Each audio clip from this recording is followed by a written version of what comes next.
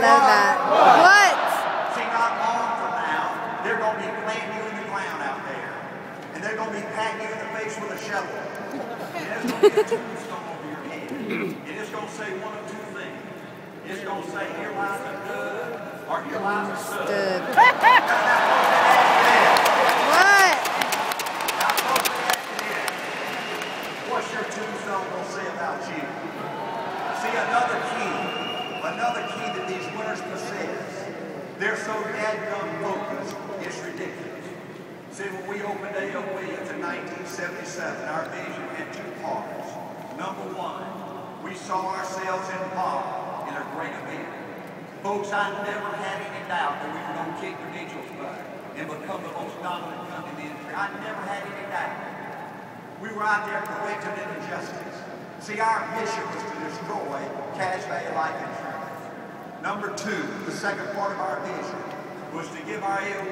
Williams people a chance to have ownership, to build their own company within a company, to build total financial independence. Do you know how special that is for people like me that come from where I come from? To give our families a chance to build total financial independence, where nobody could put their thumb on you, where nobody could squeeze you, where you could tell everybody out there to take a damn little flying leap if you wanted to. See, the A.O. Williams company was so dadgum focused, it's ridiculous. We didn't want to be friends with those people in the long colored jerseys. We didn't want to get along. We didn't want to be nice. We didn't want to be politically correct. Our goal was to destroy those jokers. Our goal was to give our people a chance to build total financial independence. And you know what? What? You know what? What? If this kind of talk is too tough for you, if you're too smart, if you're too pretty, if all this sounds too corny, then don't let the door hit you in the butt.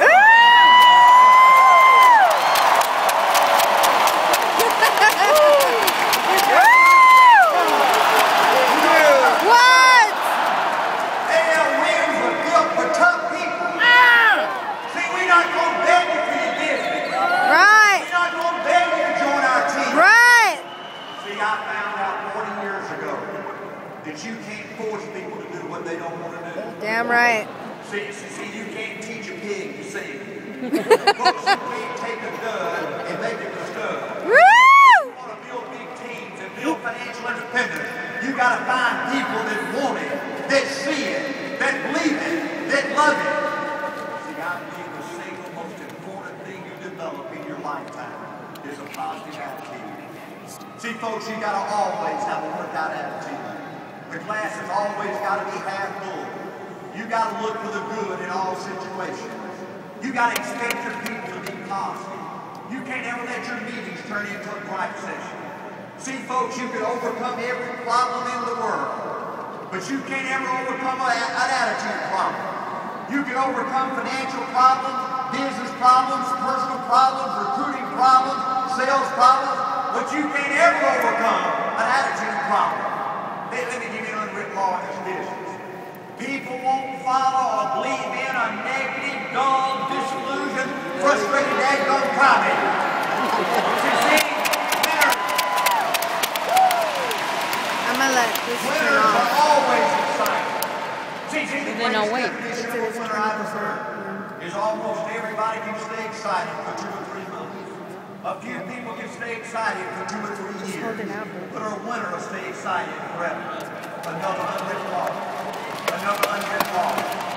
It's folks always remember, you only control 2 things. You control your attitude. You have a choice every day about your attitude.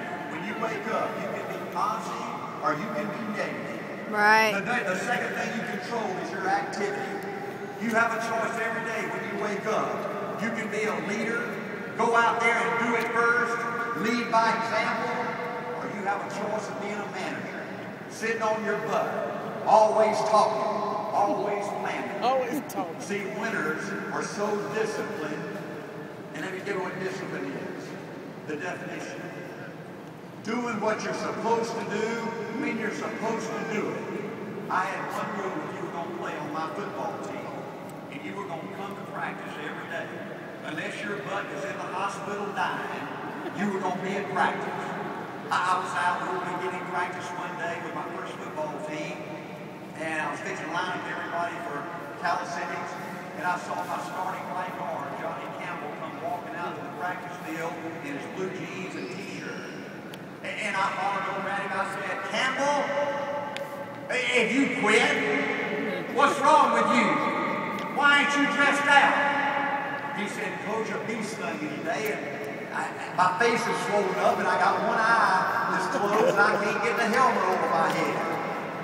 And I said, "Campbell, if you want to play on this football team, you get your butt back in the locker room, and you put that uniform on, and you find a way to squeeze that helmet over your head, and just think about it, Campbell.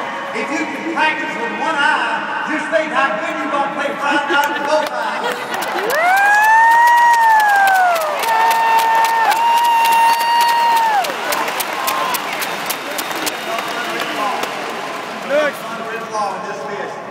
You got to show up to work every day. If you feel good or if you feel bad, you got to do what you're supposed to do, and you got to do it when you're supposed to do it. See, I believe, folks, the single most important thing you get to winning is the power of believing in you. The power of believing that you can win. The power of believing that good things will happen to you. The power of believing that you're special. See, folks, I believe the biggest single obstacle to success for most people out there is not lack of education, it's not lack of background, it's not lack of money, but it's the lack of belief in yourself. See, another unwritten law is, folks, you got to expect to win. See, life don't give you what you want or what you love to have. See, everybody wants to win. Everybody wants to be somebody. Everybody wants to make a difference with their life. Everybody wants financial freedom. But you know what? Life don't give you what you want. Life gives you what you'll accept. If you'll accept being average and ordinary, that's exactly what you got to look forward to. If you'll accept having financial problems, that's exactly what's going to happen to you. If you'll accept being unhappy, you're going to be unhappy.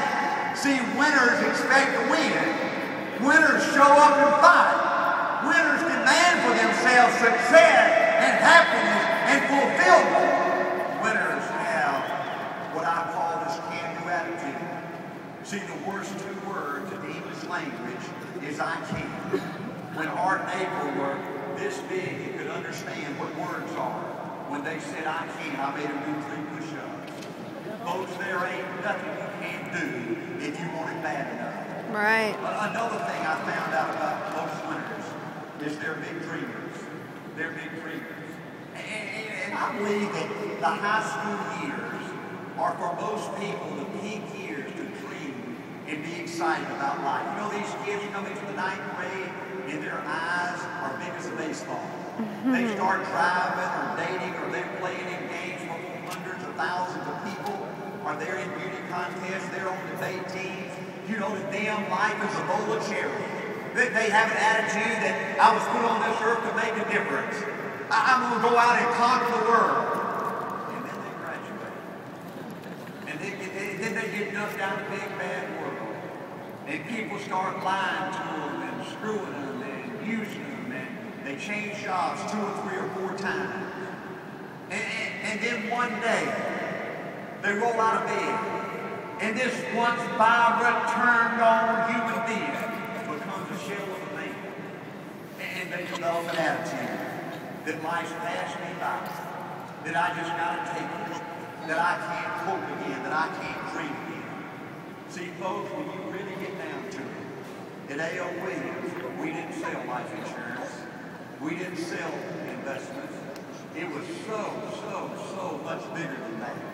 See, at A.O. Williams, we gave people a chance to dream again. You know how important that is when you're out there frustrated and getting beat up? We gave people a chance to hope again. We gave people a chance to be excited again. See, winners are great encouragers. Winners are great encouragers. If you want to build a big team, you got to become an expert in praising people. Jack Welch said, the thing that gets praised